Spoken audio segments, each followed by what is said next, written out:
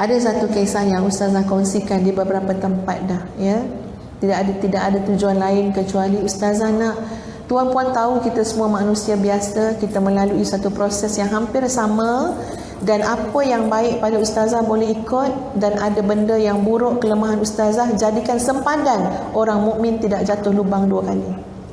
Ya, maksud dia kalau Ustazah dah buat silap, tuan-puan dah dapat ambil sempadan, jangan buat lagi. Ada satu kesilapan khilaf yang Ustazah buat tuan-puan dalam usaha didik anak-anak. Dulu memanglah anak kita kecil-kecil kan, anak kecil-kecil ni dia lebih mudah ikut. Betul tak tuan-puan? Kan dia lebih mudah ikut dan dia suka mengikut kan? Kita nak gimana pun nak ikut. Budak kecil dah namanya. Bila dia meningkat remaja, kita kena tahu pula skill dengan anak remaja. Kalau anak kita dah tua pula, dah kahwin, dah beranak cucu, tahu juga dengan anak macam tu lain pula cara dia. Tapi selagi jadi ibu dan ayah, tanggungjawab sebagai ibu ayah untuk menegakkan ad-din an-nasihah, agama itu terbina dengan nasihat menasihati, itu tak pernah lepas. Jadi bila anak dah remaja, dia lain-lain tuan-puan. Dia dah mula ada cita rasa. Dulu anak-anak kita masa kecil tak ada cita rasa. Betul tak? Kita perasan tak ada cita rasa. Diikut je apa kita suruh. Ya. Kadang-kadang comot-comot je dia kan, sebab dia tak ada cita rasa. Tapi bila remaja, mata dia dah melihat lebih luas. Telinga dia dah mendengar lebih luas. Kakinya telah melangkah lebih jauh. Dia mulai ada cita rasa. Jadi adalah satu ketika tuan-puan, Ustazah ni tension. Dia isu besar dia sebab mak tu tension. Ya. Stres. Penat tuan-puan. Penat, tension, stres. Ustazah sangat cuba jaga supaya tidak terlalu stres, sebab supaya tak sakit. Ya. Sebab penyakit tu dah ada dah sikit-sikit. Jadi nak jaga, mudah-mudahan panjang umur lah kan. Ya. Jadi tak nak duduk dalam suasana stres, ya. Tapi apakan daya, stres juga. Stres tak tuan-puan kalau kita nak hantar tesis PhD lagi 3 minggu? Stres tak? Stres kan? Dan itu adalah tarikh terakhir yang takkan dibuka-buka peluang lagi dah oleh universiti. Tak buka lagi dah. Maknanya kalau tak hantar tarikh tu, kira ila liqa ma'assalamah, goodbye, thank you, macam itulah. Ya, maknanya dah mereput dah, tak siap-siap juga. Itulah dia. Sampai dah naik malu dah tuan-puan. Bila nak siap dah. Puas dah segala tenaga usaha tu. Cuba juga siapkan, cuba juga dengan segala tugas yang ada. Jadi tensionnya luar biasa tuan-puan. Sebab main dengan mata nak kena tengok laptop lagi, otak nak kena berfikir, aduh ya Tuhan. Ketika itu dalam masa yang sama, kita ni harus dengan amanah anak-anak juga. Jadi adalah yang tak berkenan dekat hati sikit, ya.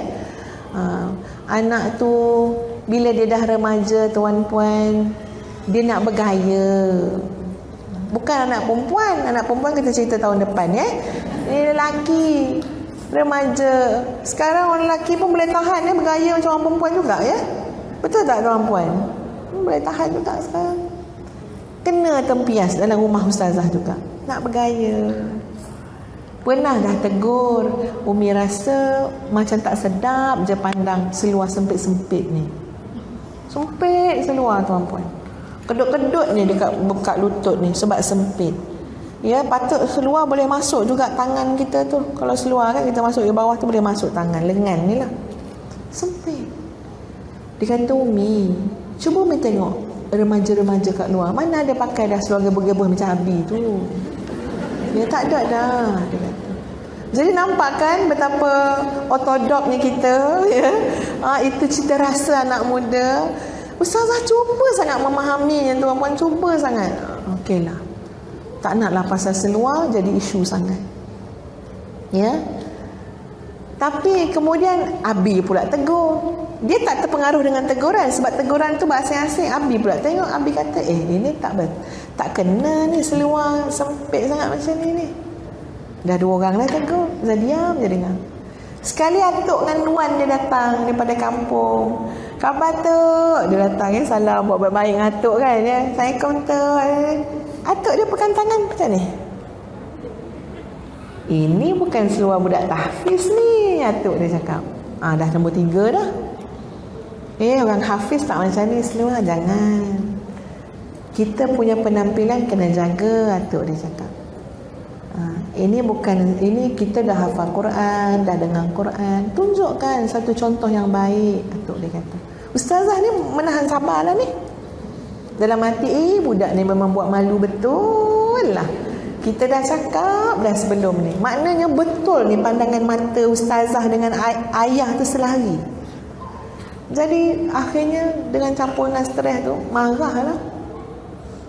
Tak kira, sama-sama marah ustazah dengan ustaz. Tak kira seluar sempit-sempit semua keluarkan. Jangan sampai Umi dengan Nabi pergi tengok dekat dalam almari. Tolong keluarkan. Letak kat sini.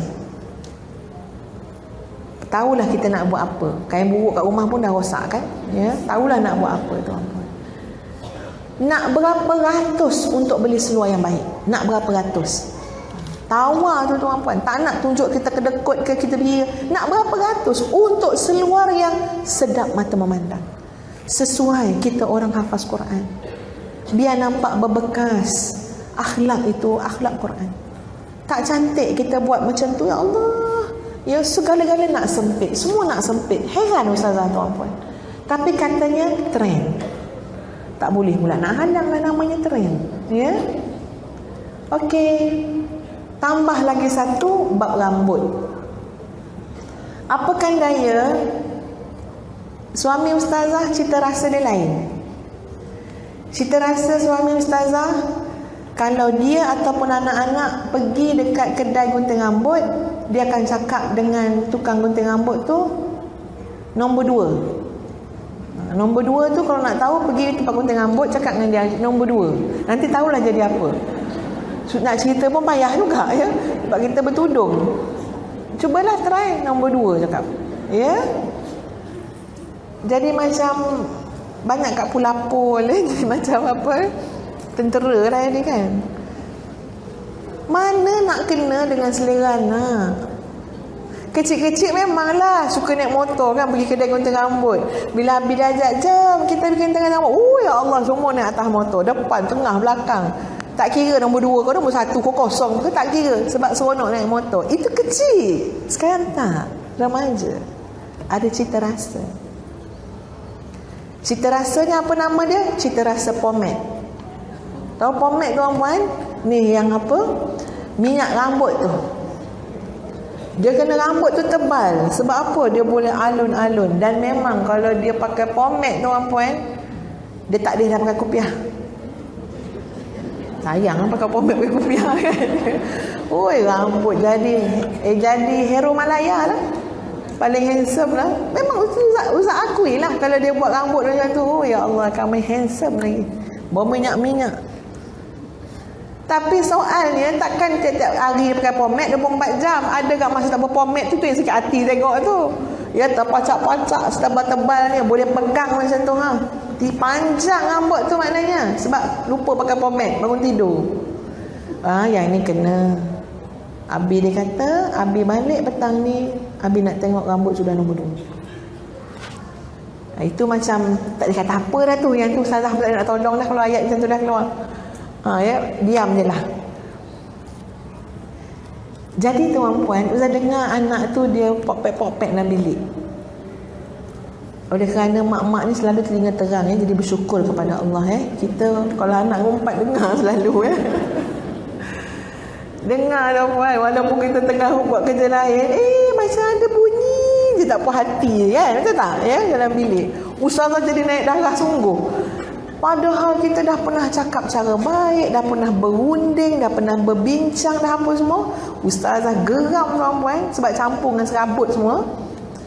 Ustazah pergi dekat dia, pegang tangan dia. Ustazah kata duduk sini, pegang. Ustazah cakap sungguh-sungguh daripada hati sungguh. Ustazah kata, Umi minta maaf sangat. Sebab Umi tahu sungguh rasa, Umi tahu anak Umi rasa tak best langsung dengan Umi Habib. Minta maaf sangat sebab mewujudkan perasaan itu. Tapi Umi Abi sebenarnya dah cuba buat yang setakat yang boleh lah, ya. Jadi hari ni Umi nak minta maaf segala-galanya, dan hari ni Umi nak cakap, Umi serahkan dia pada Allah. Ustaz cakap macam tu tuan-puan. Masa cakap mula-mula tu, dan hari ni Umi serahkan dia pada Allah, rasa macam mana? Lega aku. Puas hati dapat cakap macam ni. Masa tu lah, masa-masa tu betul. Yang anak ni dengar tercengang. Lepas tu dia menitik-nitik air mata dia. Ustazah pun pergi naik kereta. Sebaik naik kereta tuan-puan, susah nak gambarkan hati ustazah terasa macam ada satu beban atau batu yang besar. Dia rasa mencungap, rasa nak menangis. Kata, kenapa jadi macam ni? Rasa macam kena menangis. Rasa dia berbuku. Lepas tu saya rasa, ya Allah, ada tak kena ke? Ya Allah, ada tak betul ke? Sangat diasak dengan perasaan tu, serta-merta sebaik keluar daripada rumah. Sehingga saya terpaksa telefon suami, sebab saya nak cakap, tadi cakap macam ni, salah ke cakap macam tu? Nak tanya. Ustaz lambat sikit angkat, dia tu di IM meeting apa semua, lama-lama dia angkat juga. Ustaz kata nak cepat ni, tapi Ustaz cakap baca Rabbana la tu'akhizna in nasina aw akhtana banyak-banyak sampai hilang rasa tu. Ustaz pun baca. Wahai Allah, ampun kami ya Allah, jangan kira sangat kalau kami silap, kalau kami lupa, baca sehingga Allah datangkan pencerahan tuan-tuan. Pencerahan macam mana? Sebenarnya apa yang kamu ucapkan tadi tidak baik.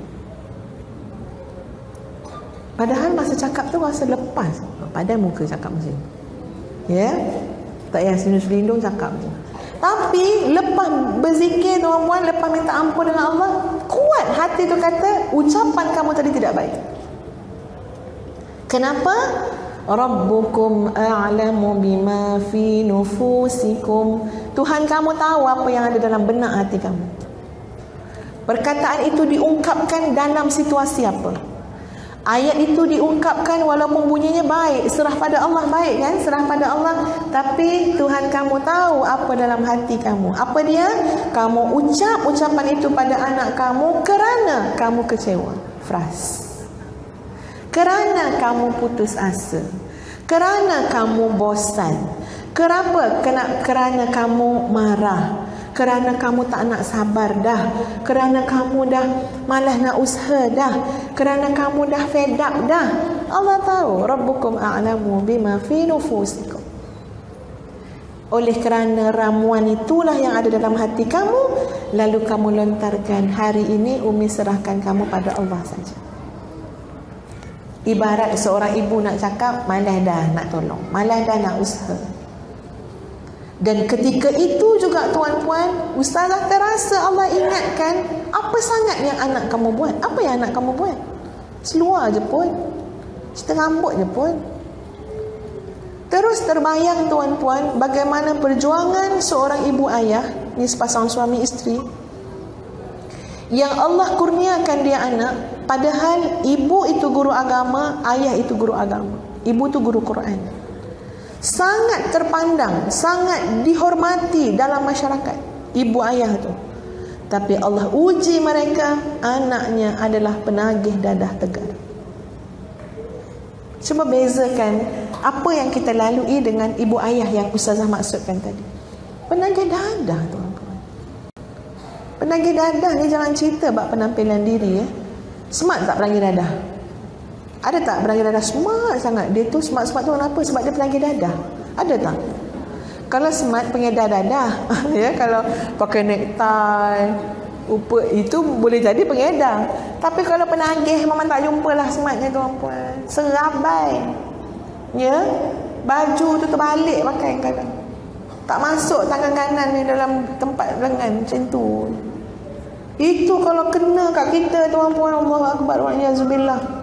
Mata mak mana yang kuat untuk melihat? Mata mana yang kuat untuk tengok? Allah, anak aku bedakkan kamu dulu, aku hias kamu comel-comel, pakai baju lawa-lawa, tak pernah nampak buruk masa kamu kecil.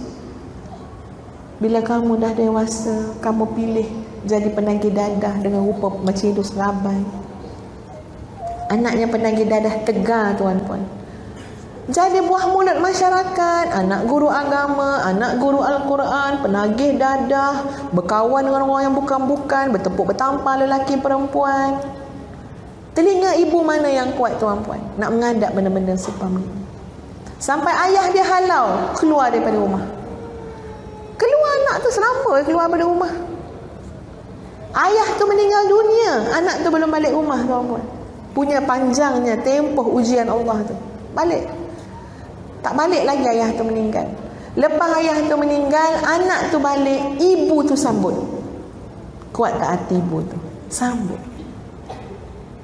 Padahal ibu tu menangis hari suami dia meninggal sebab anak tu tak ada. Tak tahu anak tu jadi apa. Dan anak tu balik ke rumah ibu tersebut masih lagi sebagai seorang penagih dadah. Bukan balik bawa tasbih, ya, mak dah hafal Quran dah ni, sila tasbih. Bukan, ya. Masih lagi penagih dadah. Alukan masuk dalam rumah, jaga tuan-puan. Doa ibu ni doa keramat. Ya, wah masya-Allah. Doa ibu subhanallah. Doa. Bila anak tu nak kahwin, bawa datang salon free hair. Mak tu nasihat, kita ahli agama, biarlah bawa menantu yang tutup aurat. Bukan tak nak menantu tu, tapi nak minta tolong tutup aurat. Terima calon ni, tapi tolong tutup aurat. Dah kahwin tuan-puan, lintang pukang pula rumah tangga berdua tu. Sebab penagih dadah. Ya, kejap isteri tu tarik masuk bilik air, siram dengan air, ikat. Ya Allah. Kurung dalam bilik itu isteri tu pula perjuangan dia untuk bebaskan suami daripada najis dadah. Kuat tak hati kita kalau kita menempuh benda-benda macam tu? Subhanallah. At the end tuan-puan, pada hujungnya doa itu mustajab. Anak itu Allah ubah tuan-puan. Allah bagi hidayah tuan-puan. Boleh tinggal najis dadah. Walaupun sebahagian fikir susah. Tapi dengan kuasa Allah tidak ada apa yang susah. Tinggal najis dadah. Bukan sikit-sikit perubahannya daripada seorang penagih dadah tegar kembali menuntut ilmu, kembali belajar Quran sehingga menjadi seorang agamawan, pendakwah. Kalau beliau baca khutbah dekat masjid, ada beberapa tajuk, contoh macam taubat dan sebagainya, hadirin yang mendengar khutbah pasti akan menangis. Sebab anak ini, hamba Allah ini, pendakwah ini bercakap daripada jiwa dia, daripada sebuah kehidupan yang dia pernah lalui. Betapa sakitnya menjadi orang yang berdosa, betapa menderitanya jadi seorang anak yang derhaka. Dia dah lalui. Subhanallah. Allah angkat dia di atas muka dunia tuan-puan. Bila dia ceramah tuan-puan, ribuan, puluhan ribu yang hadir. Puluhan ribu. Allah letak dalam hati orang-orang mukmin di tanah air dia rasa sayang dengan dia, rasa sayang. Padahal dulu penagih dadah, semua orang benci tuan-puan. Sayang sebab sayang datang tengah kan, puluhan ribu. Allah balikkan tuan-puan, Allah balikkan. Sehinggalah umurnya tidak lama, usianya 40 tahun, beliau aksiden tuan-puan, meninggallah satu butir permata negara tersebut yang mewarnai dunia dakwah, yang alam dakwah negara tersebut, meninggal tuan-puan pada usianya 40 tahun. Manusia kita tak boleh baca kehidupan skrip hidup orang lain. Bayangkan kalau dia meninggal sebagai penagih dadah, orang kata apa? Asyik baik kau meninggal, eloklah tu meninggal. Bayangkan. Tapi Allah tak takdirkan dia meninggal sebagai penagih dadah. Ini ada doa ibu, doa ayah, ini kasih sayang Allah, rahmat Allah. Dia meninggal sebagai seorang pendakwah yang disayangi masyarakat. Kerajaan Indonesia tuan-puan bagi pengiktirafan, jenazahnya diuruskan di masjid negara, antara masjid yang terbesar di Asia Tenggara, iaitu Masjid Istiqlal. Ratusan ribu orang datang tuan-puan nak memberikan penghormatan terakhir untuk jenazah. Ratusan ribu. Ustazah tengok Ada rakaman yang sahabat ustazah bagi, ibunya duduk di sebelah jenazah, ibunya mengungkapkan, Umi redakan seluruhnya untuk kamu anakku, selamat jalan. Selamat jalan. Semuanya Umi redakan, tak ada apa tersangkut. Selamat jalan menuju kepada rahmat Allah. Allah yang lebih mencintai kamu, Allah yang lebih menyayangi kamu. Apakah itu ucapan ibu kalau anak tu mati sebagai penagih dada? Belum tentu. Subhanallah, ustazah teringat tuan-puan, kamu ni kenapa, wahai Ummi Nur Hafizah? Kamu ni kenapa mudahnya mulut kamu cakap macam tu, padahal anak kamu bukan anak yang degil, anak kamu bukan anak derhaka, cuma ada sikit-sikit nak baiki lagi. Mudahnya kamu cakap, dahlah Umi serahkan anak pada Allah.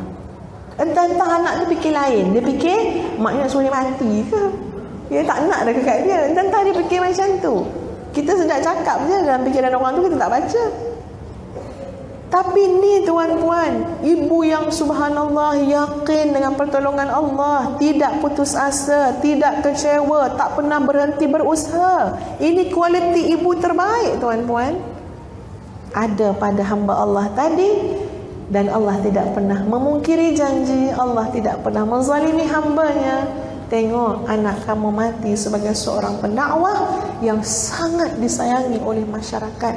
Mudah-mudahan di langit juga menyayangi anak tadi. Subhanallah tuan-tuan.